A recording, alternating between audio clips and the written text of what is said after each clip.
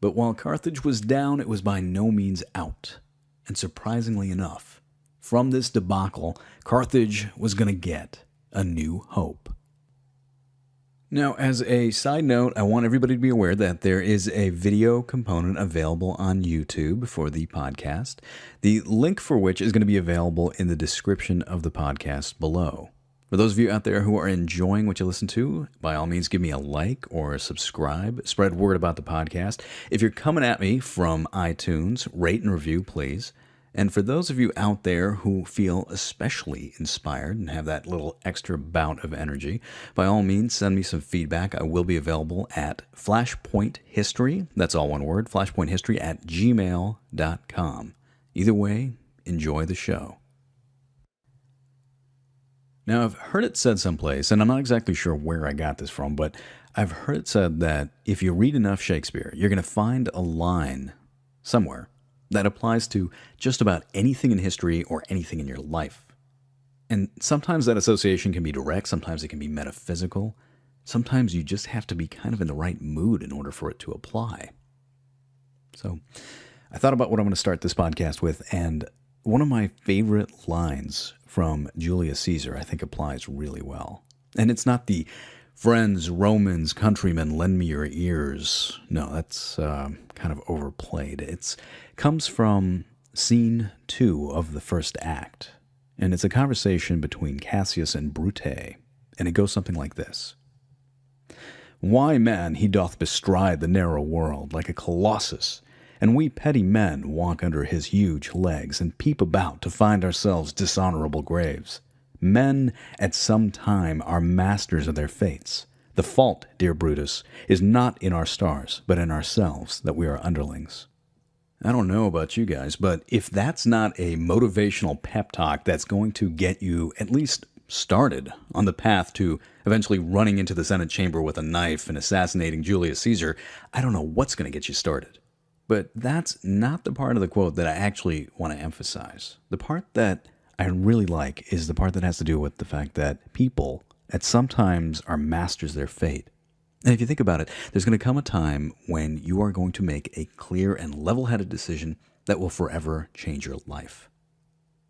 In history, it seems like you have prominent people that come along that make these type of decisions that not only affect themselves, but affect the course of how their town or their city or their entire civilization or even humanity as a whole go. I mean, there are a ton of examples where it only takes one person to make a decision that completely wrangles the course of human history into a totally different direction. Think about what humanity would be like if Martin Luther hadn't protested against the Catholic Church and started the Reformation. Think about what would have happened to English society if Queen Elizabeth hadn't have had the gumption to rally her forces against the oncoming might of the Spanish Armada. Think about what would have happened if Winston Churchill had not said, "No, we're going to continue fighting" in 1940. In my humble opinion, I think that the road that leads to the Second Punic War is a classical example of this. It is the story of how a single person's decision or precedence sets into motion a series of events that leads to a conflagration that involves the lives of hundreds of thousands, if not millions, of people. All right, now, as I have mentioned in the introduction to this podcast, when you compare the First Punic War to the Second, the first one is kind of a bit of a grind. And I want to make it absolutely clear that I'm not condoning the idea that you skip out on the First Punic War. It's important. I go back and listen to it because it really does set the stage for what's about to happen. But the reason why I make that statement is because many of the people in the First Punic War kind of blend together. There's nobody that really shines out, with the exception of Hamilcar Barca. And I think it's with him and the end of the First Punic War that we really need to begin.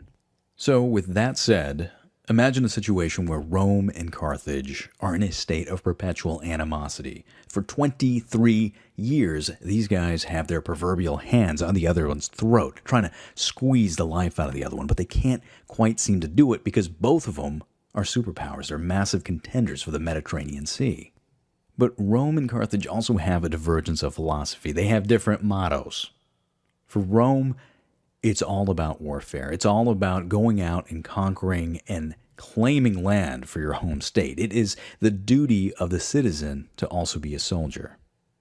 Whereas in Carthage, the idea was to make a lot of money, and really the state was there to make sure you have protection of your commercial interest. It was a mercantile power. It didn't like warfare. Every time it'd have to go to war, it would outsource its problem to mercenaries in order to fight for them. But something happens as we get closer to the end of the First Punic War. A new faction comes to power in the Carthaginian government, led by a man named Hanno.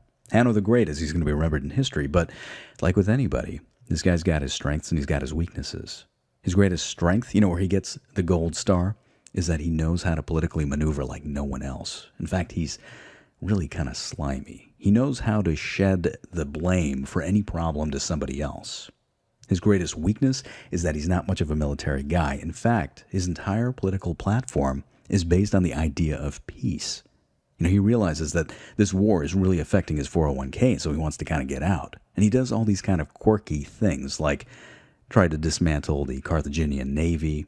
He tries to send as few military reinforcements to the island of Sicily because he knows that it's going to affect his bottom line. Now, juxtapose that to someone like Hamilcar Barca. These guys have completely different worldviews. Hamilcar is considered a bit of a freak within the Carthaginian system. He and the entire Barca clan have this unnatural talent. They are not just aristocrats, they have this incredible ability to wage war. They're just really good at it. So it shouldn't come as a big surprise that these two guys are going to be grinding gears. Now, after the defeat of the Carthaginian navy at the Agate Islands, Hanno tactfully realizes that Carthage can no longer resupply her ground troops on the island of Sicily.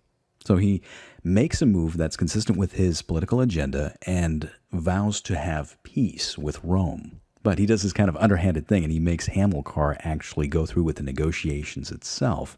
Because after all, if this treaty turns out pretty poor for Carthage, then who are the Carthaginian people going to blame? Barca, to his credit, doesn't shirk off his duties. He continues on with the negotiation, but he definitely has his work cut out for him. Because Carthage is negotiating from a position of weakness, so definitely the treaty terms are going to favor Rome.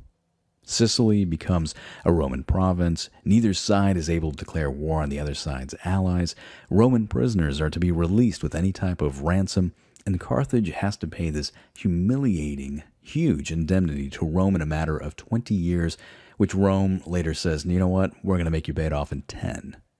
The only sweet spot in this entire deal is that Carthaginian armies are allowed to evacuate the island of Sicily with their armor and their weapons intact. To his dying day, Hamilcar considered this to be an unnecessary peace, and it makes sense if you look at it from his perspective. After all, he and his veteran mercenaries had been taking on the bulk of the Roman system for 7 years and had received very little in the form of reinforcement, but yet were able to keep most of the Romans at bay. So after the surrender, Hamilcar takes his army, divides it up into these smaller contingents, marches them to Lillibam, and then from there ships them back to North Africa. The idea was that these smaller packets would arrive in Carthage where the Carthaginian government could pay them what they needed and then disperse them before anything bad could happen. It makes sense when you look at it from a military perspective, which is exactly what Hamilcar did. But what if you didn't look at it from a military perspective? What if you were part of the new Carthaginian government under Hanno, who thought of it only in terms of mercantile principles? So, the Carthaginian government does this thing where it waits for all of these mercenaries to show up on their doorstep, and then it tries to deal them down. Because you know what? It looks great on paper, right? Think about the money we're going to save. But if you were a mercenary that had been fighting in Sicily for this government for 7 years and spilling blood for him, and you arrive back and they tell you that they're only going to pay you pennies to the dollar, what would you do? Well, to make a long story short, the entire army basically rebelled. And here's the part that really sucks for Carthage, because a lot of the members inside of this army were ethnically related to a lot of the cities that were part of the Carthaginian Empire that Carthage had basically been suppressing for the last umpteen years. So Carthage finds itself in a situation where it can no longer use those cities as a tax base. It can no longer use those cities as a source of manpower for its mercenary armies. And now you have this crazed, rebellious, mercenary, veteran army on your soil at your very doorstep, and they're still armed because that was the only sweet spot in the deal that you had just signed with your enemy, the Romans. Adrian Goldsworthy, in his book The Punic Wars, actually puts this into really good perspective. Quote, "It was the presence of this Libyan element within the army which was to make the rebellion so serious, for they were swiftly able to rally most of their countrymen to their cause. With very few exceptions, the Libyan communities declared for the rebels and swelled the size of their forces. They were joined by many of the Numidian princes. Soon, an army many times the size of the one Regulus had led began the blockade of Carthage." End quote. Well, there's definitely a lesson to be learned here, especially for any of you would-be tyrants out there in the audience, and it kind of goes along with the lofty advice like never start a land war in Asia. Always pay the mercenaries. Machiavelli in chapter 12 of The Prince lays it down well. Quote, "The arms with which a prince defends his state are either his own or their mercenaries' auxiliaries are mixed. Mercenaries and auxiliaries are useless and dangerous, and if one holds his state based on these arms, he will stand neither firm nor safe. For they are disunited, ambitious and without discipline, unfaithful, valiant before friends, cowardly before enemies. And they have neither the fear of God nor fidelity to men, and destruction is deferred only so long as the attack is. For in peace one is robbed by them, and in war by the enemy." End quote. So Carthage had to race to create a new army in order to take out its old army. This new army actually consisted of citizen soldiers along with a contingent of mercenaries that Carthage found wherever she could. And being low on the funds, these new mercenaries were kind of scraping the bottom of the barrel, so to speak. The only question that really remained was who was going to lead these people into battle. Well, the obvious choice would be leader of the Carthaginian state, which happened to be Hanno. But like I had previously mentioned, Hanno was a complete and total nincompoop when it came to anything military, and he knew it. So he swallowed his own pride, reached over to Hamilcar, who was now effectively in retirement, and said, "Hey man, there are a lot of rebels out there. They're kind of mean. They're at our gates. We're completely outnumbered. What do you say we team up and do something about them?" Hamilcar, at this point, was pretty much fed up with the government. He blamed the government for losing the war with Rome, but he still had devotion to his home state, and so he grudgingly agreed. But Hanno, being the type of person that he was, didn't want his competitor to have all the glory, so he made it a point that they were both going to be in charge of the military. I mean, talk about bad ideas, right? So you can imagine how this plays out.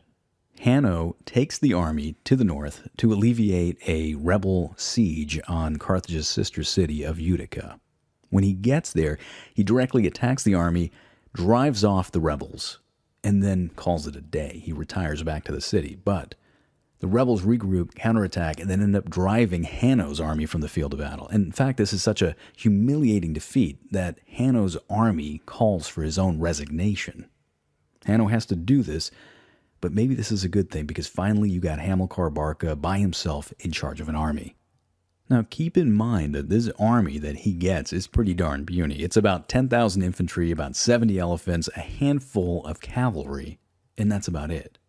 Barca realizes that he can't do any type of direct confrontation. What he's got to do is some fancy maneuvering in order to take down this bigger foe, but this is exactly what Hamilcar does best. I mean, this is what he's been doing for 7 years against the Romans in Sicily.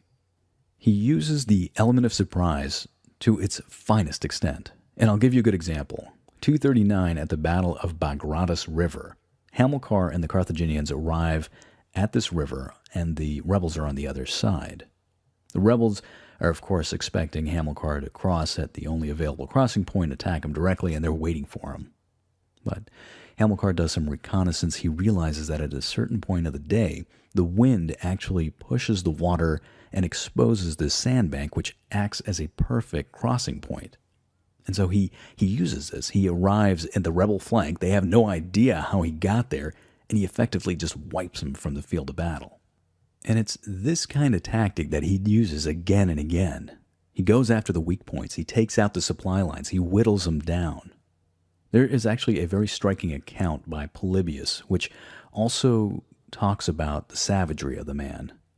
Quote, like a good drought player, by isolating and surrounding them, he destroyed large numbers in detail without coming to a general engagement at all. And in movements of more importance, he cut off many without resistance by enticing them into ambushes, while he threw others into utter dismay by suddenly appearing where they least expected him, sometimes by day and sometimes by night. And all whom he took alive, he threw to the elephants. End quote. As the mercenary wars continued, it became apparent to just about everybody that this was going to be a really brutal, harsh conflict. The rebels didn't have any type of Geneva Convention. They didn't have any code of ethics or anything like that. At least with the Romans, it was a civilized conflict. They'd kill you professionally, but if you got captured, there's a good chance that you'd be ransomed or released at some point in time. Not so much with the rebels. If you got captured, they'd probably cut you up into little gooey bits and leave you for dead in a ditch someplace, which is exactly what they did with the Carthaginian commander that they captured. Hamilcar's response was going to be equally brutal. In 238, at what would later be known as the Battle of the Saw, Hamilcar managed to convince a bunch of rebels to escape into a slot canyon, where he promptly had them surrounded, a barricade was built, and then he sat back and watched as 40,000 men slowly starved to death. I mean, things got so bad inside that canyon that some of these men had to resort to cannibalism. Surprisingly, Polybius, who was a Roman, actually portrays Hamilcar in a very positive light with this. Quote, finally, he managed to unexpectedly to beleaguer them on ground highly unfavorable to them and convenient for his own force, and reduce them to such a pitch of distress that neither venturing to risk an engagement nor being able to run away, because they were entirely surrounded by a trench and stockade, they were at last compelled by starvation to feed on each other, a fitting retribution at the hands of Providence for their violation of all laws human and divine in the conduct of their enemies. End quote. It wasn't until about 237 that Carthage was finally able to put this rebellion down. Had it just paid off its troops, it wouldn't have to deal with any of this kind of stuff. But hey, you know what? Life lesson learned. Again, always pay off the mercenaries. Carthage at this point enters into kind of a rebuilding phase. It starts reasserting her dominance over North Africa. And while it's rebuilding, what is Rome up to? Well, Rome is taking advantage of every opportunity she can get, right? At the beginning of the mercenary wars, there's actually reports that Roman traders are actually supplying the Carthaginians with weapons. I mean, talk about war profiteering. And then to make things worse, in 240, the island of Sardinia rebels against Carthage. Rome sends troops, eventually subjugating the island, and then it decides to take Corsica also just for the fun of it. And despite the fact that this is a violation of the Treaty of Catullus, which was the treaty that ended the First Punic War, Rome actually finds a way to make Carthage pay for it. It imposes another indemnity on him, and Carthage, being destitute and up to its eyeballs fighting rebels, has no other choice but to go along with this. Of course, Roman expansion is not going to stop there. And now that they have the islands of Sicily, Sardinia, and Corsica firmly under their control, their overseas empire really needs to have a trade network. And once that comes into play, it becomes a prime target for piracy. The Illyrian pirates, which were based up and down the Adriatic Sea, start launching attacks against the Roman navy. At first, they're kind of a nuisance, but this grows into a big-time menace, and then the Romans have to do something about it. More money, more problems, I guess. But if you think about it, Rome never had to deal with this before. It was a land-based power, right? Going into the Adriatic was like going into boogeyman land. It was that part of the map that was all blacked out, and there were like dragons there. In fact, there was a Greek phrase where to sail the Adriatic was synonymous with taking a perilous journey. Well, that said, Rome now had economic interests in the area. It was going to do something about it. So in 229, Rome sends a fleet loaded up with troops. They land in Illyria, which is what we would currently think of as the Balkans, Bosnia, Herzegovina, Croatia. And over the course of a year, this army marches up and down the coast, secures this coastal strip. They take a couple of cities, secure a couple of ports, and the idea is to prevent the Illyrian pirates from having bases to attack them. Now, this doesn't last forever. In 220, there's an uprising, and Rome has to send its forces back to Illyria. And I've actually read this someplace that it had to, quote, vigorously devastate the opposition, end quote, which is kind of a nice way of saying that Rome basically kicked the crud out of anybody that got in their way. Rome was getting good at this overseas empire thing. Now, while Rome was dealing with the Illyrian pirates, it was also contending with the fact that its population was growing by leaps and bounds. In fact, it needed more land for these people to live in. And the natural place for Rome to expand would be to the north. In fact, there was a very strong voice within the Roman Senate that stated that the physical boundaries of Rome should not end at the Arno and the Rubicon. It should go all the way up to the Alps. The only problem was that this area, which was known as Cisalpine Gaul, or Gaul this side of the mountains, was inhabited by a bunch of tribes that were all vehemently opposed to Rome. The Gauls in particular really loathed the Romans. They thought of their southern neighbors as being these kind of Nazi-like people who were going to just come up there and try to wipe them out.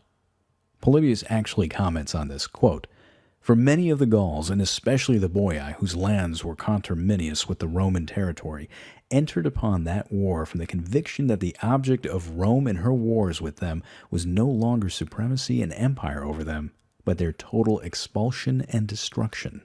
End quote. Now, to be fair, this fear was kind of a two-way thing. The peoples of Rome were actually quite scared of the Gauls as well. It was, after all, they who were able to invade the Roman homeland, sack the city of Rome, and, by the way, that feat would not be repeated for another 800 years. Now, the Gauls kind of knew about this fear as well. In fact, they used it as a psychological calling card in order to rally other troops and other tribes to their cause. Polybius again, quote, "In these attempts to inflame their cupidity and induce them to join the expedition against Rome, they easily succeeded, for they added to the above argument pledges of their own alliance and reminded them of the campaign of their own ancestors in which they had seized Rome itself and had been masters of all it contained, as well as the city itself, for 7 months." End quote. So when the Gauls caught word that the Romans were setting up shop in Cisalpine Gaul, they were setting up colonies up there, the response was vigorous, to say the least. A barbarian coalition of all these northern tribes came together, and in 226, they marched south. Along the way, this coalition started raiding Roman cities and colonies. They started ravaging the countryside. They started stealing anything that wasn't nailed down. They were eventually intercepted by a Roman consular army under the command of Lucius Aemilius. Aemilius raised the battle standard, called his troops into action, and then was promptly defeated by these barbarians. He had to retreat south. Now, had the Gauls and the rest of this band continued their offensive, they might have made it back to Rome again. But the coalition started coming undone because, you see, the problem is that they had stolen too much stuff. Their nimble, moving army was now laden down with so much booty they could hardly maneuver. So some of this coalition wanted to go back up to Gaul and deposit it. Some of it wanted to bury it in a cave. Some of them actually wanted to continue fighting the Romans. Now, while these guys were trying to figure out what to do next, Aemilius's co-consul, Gaius Atilius, arrived from Sardinia and landed his consular army in Pisa, which was actually north of the barbarian group. Now, this wasn't actually a planned thing, but when Atilius learned that this invading force was marching on Rome, he immediately turned his forces to the south, and before you know it, this barbarian group was now sandwiched in between two consular armies. Polybius actually gives us a really good account of the desperation that started setting in with the barbarians. Quote, "The army of the Celts was thus double-faced, and their mode of marshaling their forces was effective as well as calculated to inspire terror. The Insubres and Boii were clothed in their light cloaks, but the Gestate, from vanity and bravado, threw these garments away and fell in front of the army naked, with nothing but their arms, believing that as the ground was in parts encumbered with brambles, which might possibly catch in their clothes and impede the use of their weapons, they would be more effective in this state." End quote. You gotta hand it to them. The Romans really did come a long way since their defeat by the Gauls. Their army was now a well-oiled machine. They had better tactics and equipment, and they just basically laid waste to this barbarian army. And after that, they proceeded to press the offensive into the north, taking out barbarian stronghold one after the next until they got to the city of Mediolanum. In 222, they took the city and effectively destroyed all resistance in the north. So you got to admit that in a short period of time, the Roman Senate was no slouch. It had extended Roman hegemony in almost every direction. Sicily, Sardinia, Corsica, the Illyrian coast, Cisalpine Gaul, You name it, it had a Roman flag sticking out of it. That's not bad, right? I mean, way to go, SPQR. But the real question now arises is, what was Carthage up to during all this? Well, on the other end of the Mediterranean, there was another fight going on, but it wasn't between armies. It was between egos. You see, with the loss of Sicily, Sardinia, and Corsica, Carthage really needed to have new lands. North Africa was still a little bit too unstable for expansion, and at the end of the mercenary wars, Carthage was divided into two major factions. You had the popular reformist faction under Hamilcar Barca, who wanted to restore Carthaginian glory, expand in every direction, take over everything, overseas empire, you name it. And then you had the conservative faction under Hanno the Great, who wanted to really restore the aristocracy and kind of build up the land base around Carthage and keep things kind of local. You can tell right away that Carthage is just not going to be big enough for these two.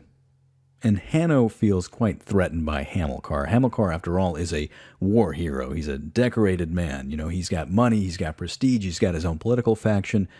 But Hanno is a political mastermind, and he comes up with a pretty good plan.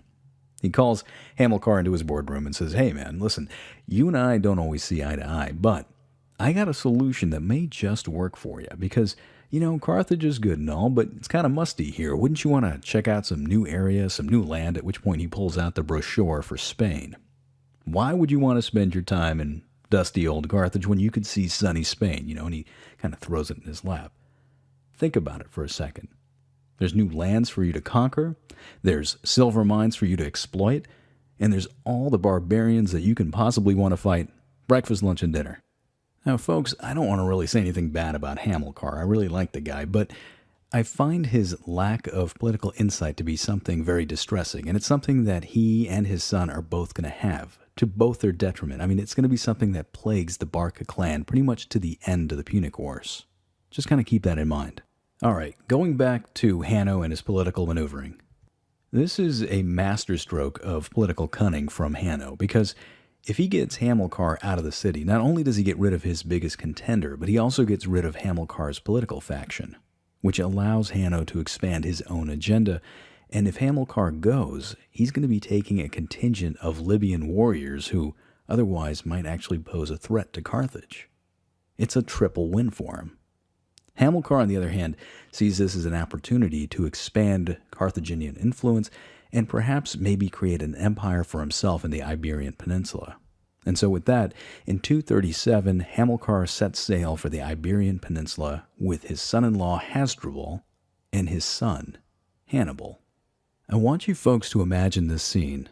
Hannibal is only 9 years old, and he's led into a room by his father, where he is commanded to place his hands into a sacrificial bowl, at which point Hamilcar commands him, and this depends on which historian you believe, he commands him to forever be an enemy to Rome. And this blood oath is something that Hannibal does just a little too well. Now, by late 237, Hamilcar and his family arrive in the Iberian Peninsula. They immediately start to secure the silver mines and then expand Carthaginian influence in southern Spain. Almost from the get-go, Hamilcar comes under attack by the local tribes. You know, they just don't want the Carthaginians to be there. But Hamilcar does what he does best. He fights them back. He secures the coastal strip. In fact, he does such a good job of this that the Romans send an envoy to figure out what he's up to. In 231, this envoy arrives in Hamilcar's tent, and I can only imagine it in my head. You know, you have this Roman guy in a toga walking into Hamilcar's private headquarters, where he's got like a poster in the background that says like "Death to Rome," and he's got this map of like Spain rolled out with a bunch of like knives stuck inside of it where he wants to expand. And the Romans look at this and they're probably like, you know, what the heck are you doing here? Because Rome also wants to expand into Iberia. And Hamilcar's response is just classical. He says, you know, I'm only here trying to find a way to pay you guys back, you know, referring to the indemnity. The only reason that I am mining that silver is so that I can pay back my debts to you. At which the Romans are like, you know, hey, that'll do. Okay. All right, carry on then. This is kind of an example of cartoon lunacy. I mean, there is nothing that's going to be coming out of Hamilcar Barca or his family that is ever going to be good for Rome. But be that as it may, Rome kind of backs off and just allows Hamilcar a free hand to do whatever he wants. Hamilcar spends the next couple of years expanding Carthaginian influence throughout the southern coast of Spain. Now, he makes it up to the city of Acra Lucia, which is renamed later on as the city of Lucentium.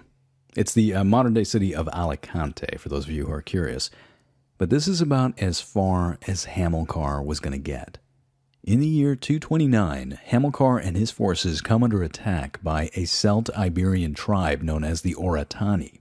And it's outside of the city of Lucentium that Hamilcar does this rear guard action. He protects the end of his army so that the rest of his people can escape. And if you believe the historians, some records actually say that his very own son was in that group of people.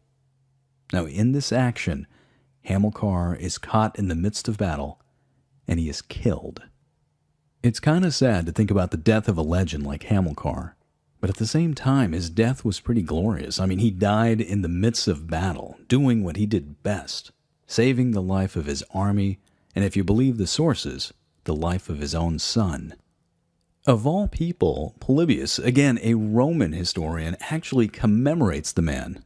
Quote, "After reducing many Iberian tribes by war or diplomacy to obedience to Carthage, he died in a manner worthy of his great achievements. For he lost his life in a battle against the most warlike and powerful of tribes, in which he showed a conspicuous and even reckless personal gallantry." End quote. The story of the Barcid Empire in Spain, of course, doesn't end there. After Hamilcar's death, he's succeeded by his son-in-law Hasdrubal, who is known to history as Hasdrubal the Fair or Hasdrubal the Handsome. As far as names go, it could be worse, right? You could be remembered as like Ivan the Terrible or like Vlad the Impaler. Hasdrubal, as it turns out, is a pretty competent leader. He makes it priority number one to crush the Oratani. He takes the army, which is now swelled to about 50,000 infantry, 6,000 cavalry, and about 200 elephants, and he does exactly that. Then, over the next 9 years, he continues to expand Carthaginian influence in southern Spain. And he does this with military conquest and political alliances. He even goes so far as to establish a new capital.